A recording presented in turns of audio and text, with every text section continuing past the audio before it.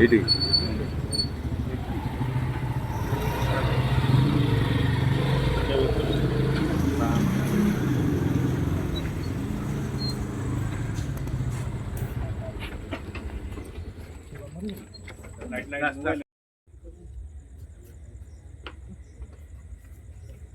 এই সার্টিফিকেটটা দেଉଛନ୍ତି କହୁଛନ୍ତି ଏଇଟା ନମ୍ବର ଫମ୍ବର କ'ଣ ଦେଇନାହାନ୍ତି ଅନଲାଇନ୍ରେ ସାର୍ଟିଫିକେଟ୍ ବାହାର କରିବନି ବୋଲି କହୁଛନ୍ତି।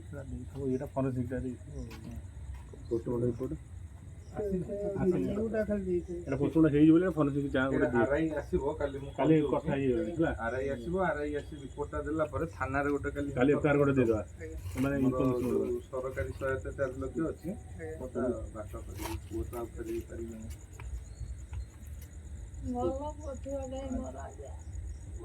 ଭାଇ ବାପ କାଲି ରହିଲେ ବାହାରେ କହିଲେଣି 2 ଦିନ ହେଲା ଶୁଣିଲେଣି 2 ଦିନ ଏବେ ପ୍ରୋଗ୍ରାମ କଲା ଆଇଲେ ହଁ କାଲି ଗୋଟେ ଥାନାରେ ଦିଆ ହବ ହେଲା ବୁଝିଲୁ କି ଆଉ ଗୋଟେ ଆର୍ଆଇ କି ଇନକ୍ୱାରି କରିଦେବ ରିପୋର୍ଟ ଦେଲେ ଭାଇ ଚାଲ ତହସିଲଦାରକୁ କହିଦେଉଛି ପଚାରିବି।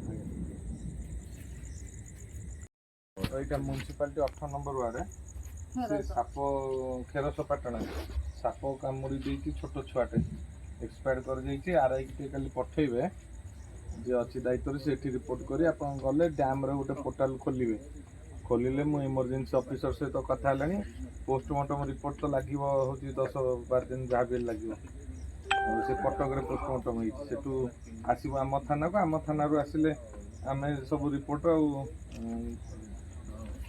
ଆପଣ କହିବେ ସେ କାଲି ଅନଲାଇନରେ ପୋର୍ଟାଲ ଖୋଲିଦେବେ।